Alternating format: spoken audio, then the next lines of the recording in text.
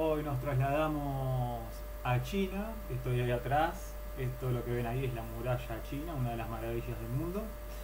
Y nos vamos a China por la simple razón que vamos a tratar sobre la Revolución China.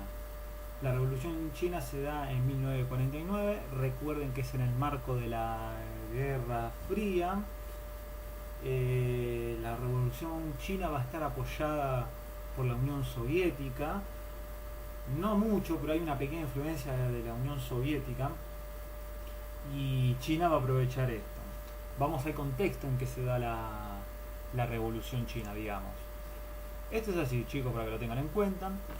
En este país se está dando una guerra civil, había un enfrentamiento entre los nacionalistas liderados por Chiang Kai-shek. Si no se acuerdan el nombre, me van a decir Chiang o Kai o Che, a ver si así se lo acuerdan, o si no me dicen el apellido que es Che. Y los comunistas estaban liderados por Mao. Mao tiene un nombre más largo, pero le vamos a decir Mao porque que es el que más se conoce en el mundo y en la historia. Mao lo que hace en China es aplicar la táctica de guerrillas, que les fue beneficioso para lograr el triunfo sobre los nacionalistas. Antes del triunfo tuvieron que unir fuerza a los tipos debido a la invasión japonesa. Cuando derrotan a Japón, retoman el conflicto donde termina ganando Mao. Lo que hace Chiang es escaparse a Taiwán con el respaldo de los Estados Unidos. Entonces, había una guerra civil, se estaban enfrentando los nacionalistas, por un lado, que comandados por Chiang Kai-shek, y por el otro estaban los comunistas que estaban liderados por Mao. ¿Cómo logra Mao la victoria? A través de aplicar la táctica de guerrillas. Pero antes tuvieron que unir fuerzas porque Japón está en una fase imperialista, o sea, de conquistar. Esto viene de la Segunda Guerra Mundial. Los dos bandos se juntan y derrotan a Japón. Cuando derrotan a Japón, vuelve el enfrentamiento entre los dos bandos con el triunfo de Mao. Lo que hace Chiang es escaparse a Taiwán, que después Taiwán se proclama como un país soberano, y es hoy en día una de las disputas que tiene China, porque China lo considera que es una provincia rebelde, y Taiwán siempre va a estar respaldado por Estados Unidos. Bien, una vez Mao en el poder, va a fundar lo que se conoce como la República Popular China. Las reformas políticas, que esto es lo que una de las cosas que más me interesa, son las siguientes: reformas políticas. Lo que va a hacer el tipo es lo siguiente: va a tener unión de las nacionalidades existentes, transformación hacia una sociedad socialista, instauración de una dictadura popular democrática, imposición de un centralismo político, dirección a cargo del Partido Comunista Chino y búsqueda de una solidaridad socialista internacional. Bien. Esto se va a organizar de la siguiente manera. Mao, junto con la Asamblea General, realizó acciones como la adopción del calendario gregoriano, un himno nacional, la designación de Beijing como capital y el nombramiento de Mao como presidente del gobierno. ¿Estamos hasta ahí? Bien. ¿Qué más? Quiero que tengan ¿cómo se organiza el gobierno también? El gobierno se va a organizar en una conferencia política consultiva que está compuesta por 662 miembros pertenecientes al Partido Comunista, chicos. Funcionaba como un texto constitucional y reafirmó el establecimiento de la República Popular China. Recuerden que era una democracia popular, y la adopción de un programa común. Además se organó un consejo de gobierno, esto es fundamental, además se organizó un consejo de gobierno que estaba presidido por Mao, que elaboraba la política gubernamental, ratificaba y revocaba los tratados y votaba el presupuesto.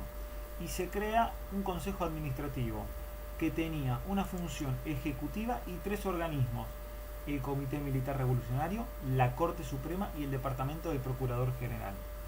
Estas son las reformas políticas que hace el tipo.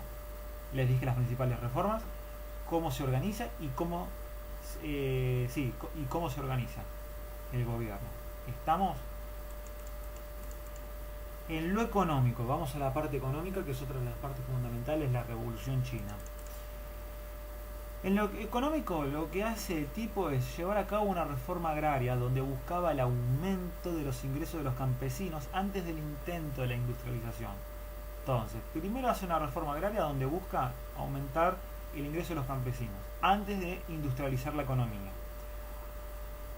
Por solo ese hecho, lo que hicieron los tipos fue confiscar las tierras rurales a los grandes propietarios y las tierras de las colectividades religiosas. Entonces, los tipos, para aumentar los ingresos de los campesinos, confisca tierras a los grandes propietarios y a los que pertenecían a las colectividades religiosas, o sea, todo lo que esté relacionado con la religión. Bien. Pero ¿qué pasa? Los campesinos más ricos no se los despojó de todas sus tierras. Lo que pidieron fue conservar las que cultivaban y dieron las que eran de arrendamiento. O sea, los tipos al final conservan parte de las tierras más importantes, pero le dan al gobierno las más, digamos que son las que alquilaban. ¿Se entiende eso? Después tenemos que los bosques, los lagos, las plantaciones de los criaderos de árboles y hacienda pasaron a ser propiedad del Estado. Los que se beneficiaron fueron los pequeños campesinos y asalariados, y se optó por el sistema de cooperativas.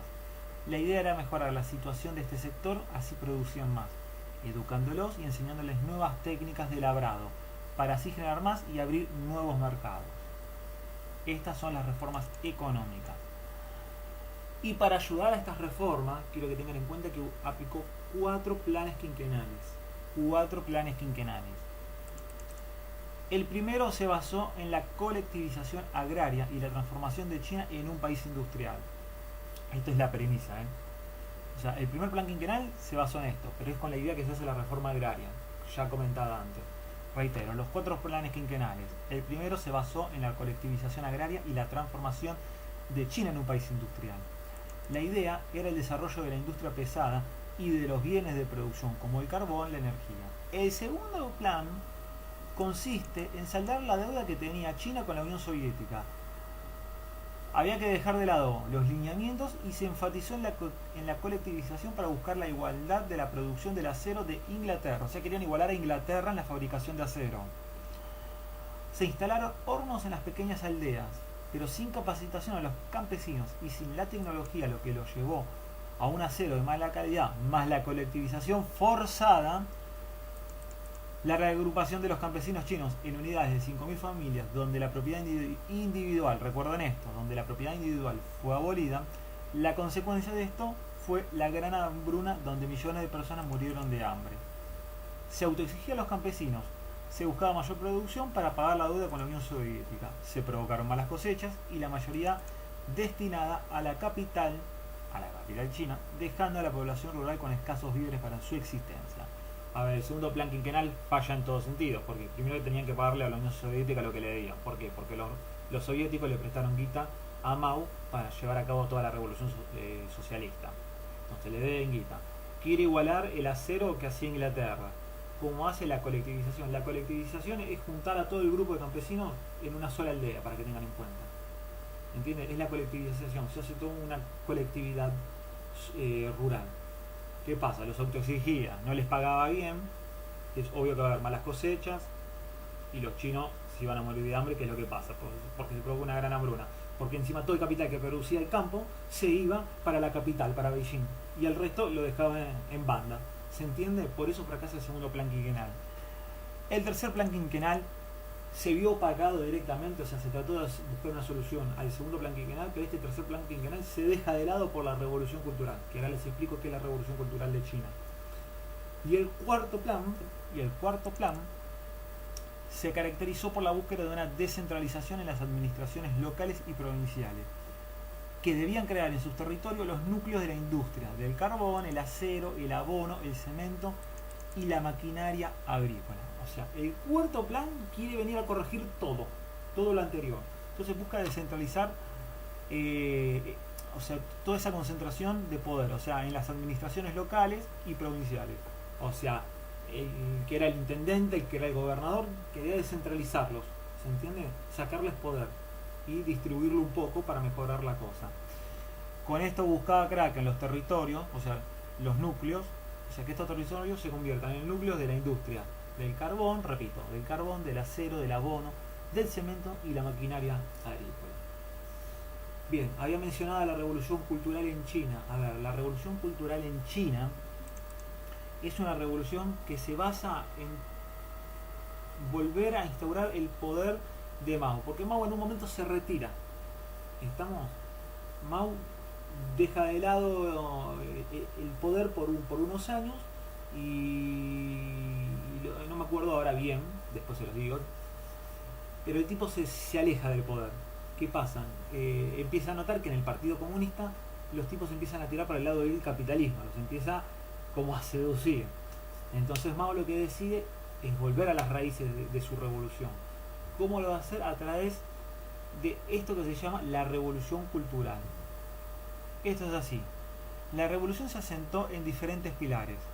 Incluyó el total control de los medios de comunicación, la creación de las guardias rojas, que estos eran los estudiantes de las universidades, chicos, y el conocido libro rojo de Mao. El libro rojo de Mao era como la Biblia del comunismo. Ahí se decía todo cómo debían actuar ante las disidencias, ante el avance del capitalismo, hacia aquel que estaba en contra de Mao, desde la proscripción, desde el encarcelamiento, la muerte, etcétera. Y por esta revolución cultural se vieron afectadas las costumbres, las culturas y las tradiciones antiguas. Las expresiones artísticas también se vieron afectadas y así la revolución cultural abrió una nueva etapa en la historia de China. O sea, fue el control total del comunismo. Esto es lo que tengan bien en cuenta y son los principales conceptos de la revolución. ¿Estamos?